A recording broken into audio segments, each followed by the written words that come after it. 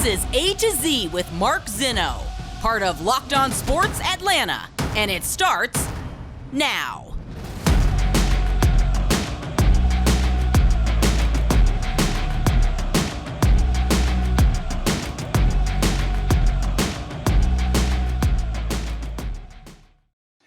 Good afternoon. Welcome to A to Z here on Locked On Sports Atlanta, where today I tell you, dominate on three. 1, 2, 3, dominate. Yeah, welcome in.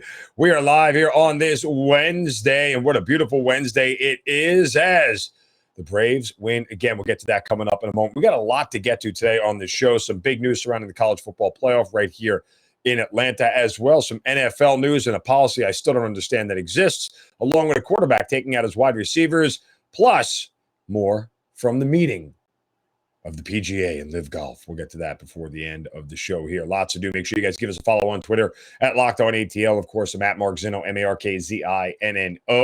And don't forget to subscribe to our YouTube channel. Give that thumbs up. Hit that subscribe button. We continue to grow, and we thank you guys for being part of Locked On ATL and what we're doing here every single day, the entire platform, all the shows. Appreciate the love and support, and we'll keep it up, man. Just keep following along. So, let's get to the Atlanta Braves. Speaking of love and support, I mean, how much more can you say about the performance the Braves put on last night? And my guy, Charlie Morton, my guy. All right, it's probably a little bit late for me to anoint him my guy, but still, nonetheless, dominating. And I mean, dominating performance from Charlie Morton. 6 2/3, 3 hits, 12 strikeouts, just 1 walk, 97 pitches. I mean, he was every bit as good as you wanted him to be. He was every bit as good as you want a playoff type starter to be in a big series. Make no excuses for the Mets. Make no bones about it. The Braves have dominated both the games in this series, now outscoring the Mets 18-1 over the course of the first 2 games. They got timely hitting. Robbie Grossman finally, put the bat on the ball, gave them a 1-0 lead. Matt Olson hit a moonshot. I mean, a freaking moonshot. Over the chop house. And by the way, full disclosure, I was actually at the game last night. I will say this much. I was a little surprised it wasn't a sellout.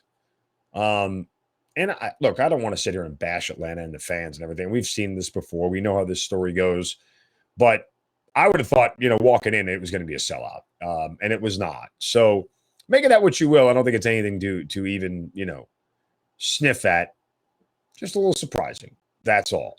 But in the big picture, the Mets lead over the Braves now down to 3.5 games. Now, we talked about this prior to the seasons, to the series starting.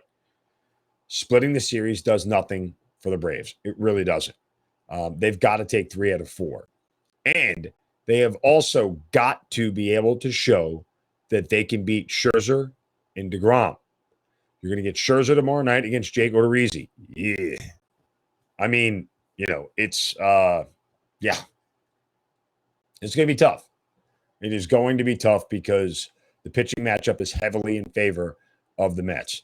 Now, if the Braves are going to end up beating Scherzer, they're going to have to get some timely hitting. They're going to have to do everything they did last night.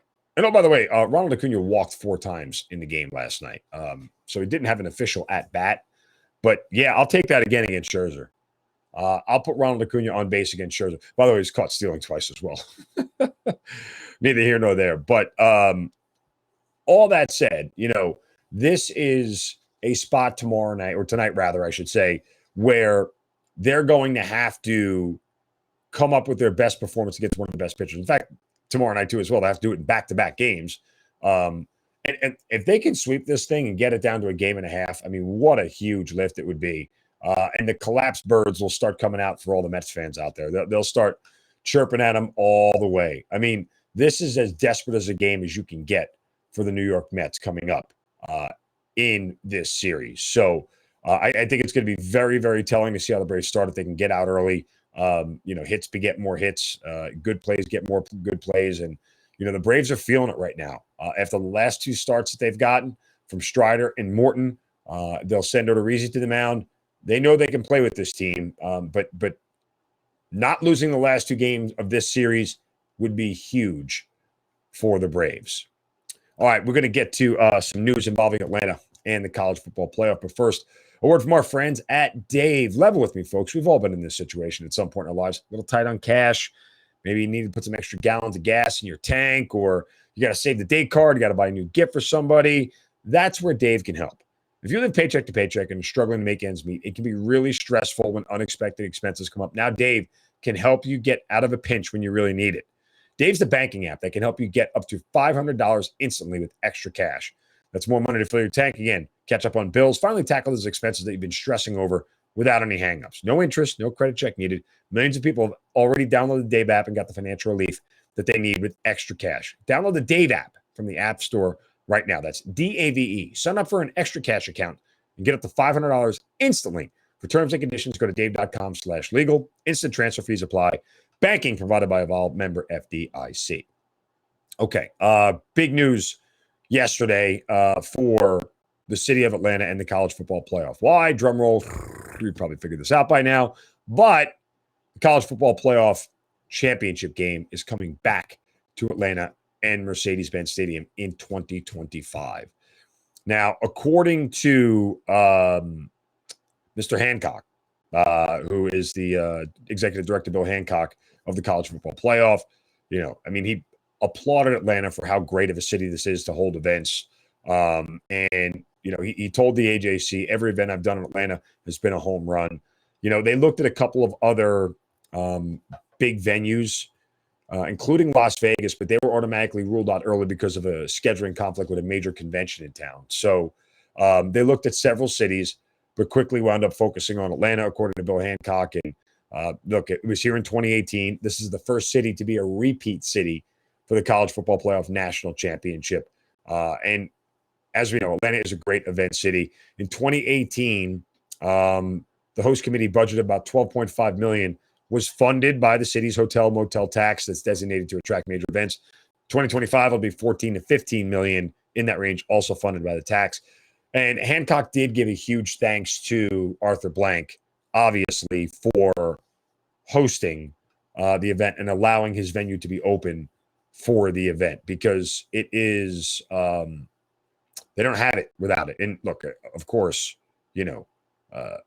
Arthur Blank renting out his glorious $2.2 billion cinnamon bun will help pay for some of that. So I don't think it was really that tough of a sell for Arthur if the college football playoff wants to come back here. But again, it's great to have it in Atlanta. It's great to have it in this city. It's great to have more huge events coming here to Atlanta, because that's part of what makes this city so great. It's part of what makes it special. There is absolutely a environment in Atlanta like no other when it comes to hosting major events, which is why it's done over and over and over again.